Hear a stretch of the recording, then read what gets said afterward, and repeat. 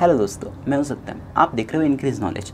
आज मैं बताने वाला हूं कैसे कोरोना वायरस और कोई भी वायरस की वैक्सीन बनती है, कितना टाइम लगता है इस वैक्सीन को बनाने में, क्या इसका प्रोसेस है, वो सब मैं इस वीडियो में पूरा बताने वाला हूँ। इसलिए इस वीडियो को पूरा अंत तक देखिए और इस वीडियो को आपका सपोर्ट दीजिए। पहले बात कर लेते हैं कि वैक्सीन क्या होती है।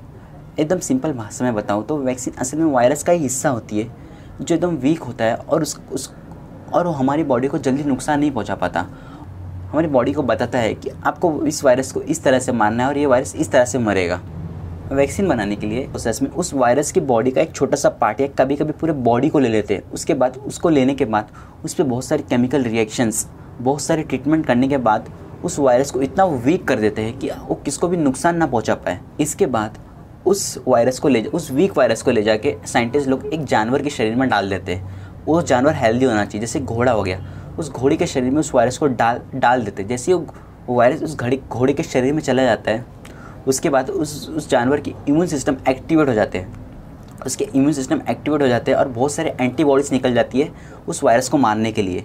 बाद में वो एंटीबॉडीज़ बड़ी आसानी से उस वायरस को मार देते हैं। जैसे ये एंटीबॉडीज़ उस वायरस को मार देती है, उसके बाद ये एंटीबॉडीज़ के इम्यून सिस्टम को मालूम पड़ जाता है कि इस वायरस को इस तरीके से मारना है, ये वायरस इस तरीके से मरेगा।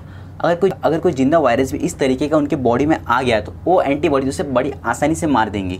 सब कुछ करने के बाद ये एंटीबॉडीज़ एक जानवर के ब्लड के अंदर एक प्लाज्मा होता है, उसके अंदर स्टोर हो जाती है। बाद में साइंटिस्ट लोग होते हैं, डॉक्टर्स लोग होते हैं, उस एंटीबॉडीज़ को उस जानवर के ब्लड के प्लाज्मा के अंदर से एक्सट्रैक्ट करके निकाल लेते हैं। निकालने के बाद ये एंटीबॉडीज़ का डॉक्टर लोग, साइंटिस्ट लोग प्रॉपर टेस्ट करते हैं, देखते हैं इसका कोई साइड इफेक्ट्स तो नहीं, प्रॉपर काम कर रहा है कि नहीं कर रहा है, इंसानों पे इसका क्या साइड इफेक्ट होएगा, कुछ साइड इफेक्ट तो नहीं। अगर सब कुछ ठीक होता है तो बाद में इस एंटीबॉडीज़ को इंसानों के ऊपर टेस्ट करते हैं। अगर इंसानों के ऊपर भी ठीक हो गया, प्रॉपर काम कर रहा है, तो इसको मैन्युफैक्चर के लिए अप्रूव करके आगे भेज देते हैं। यहाँ पे एंटीबॉडीज़ और वैक्सीन मैन्युफैक्चर के बाद मार्केट में आ जाती है और बड़े बड़े हॉस्पिटल्स, लोकल शॉप्स में बड़ी आसानी से अवेलेबल हो जाती है। इस तरीके से किसी भी वायरस की वैक्सीन बनती है। इसके इतने सारे प्रोसेस होते हैं, इसमें करीब 1.5 से 2 साल लग जाते हैं एक प्रॉपर वैक्सीन बनाने के लिए किसी भी वायरस का। आपको जान के मालूम पड़ेगा कैसे किसी भी वायरस की वैक्सीन बनती, कितना टाइम लगता है। पूछो कि कोरोना वायरस की वैक्सीन कब मिलेगी, इसको भी बनने में 1.5 से 2 साल लगेंगे। भाई गवर्नमेंट तो बोल रही है कि आप नवंबर और दिसंबर के महीने में वैक्सीन को तैयार कर दीजिए, पर साइंटिस्ट लोग का कहना है कि ये वैक्सीन को हम अगले जनवरी या फरवरी के महीने के पहले तैयार नहीं कर सकते। इसके लिए कोरोना वायरस की वैक्सीन फ़िलहाल अभी तक हम मार्केट में अवेलेबल नहीं है। इस वायरस से, कोरोना वायरस से बचने के लिए आप अपने घर पे रहिए, स्टे सेफ, स्टे होम।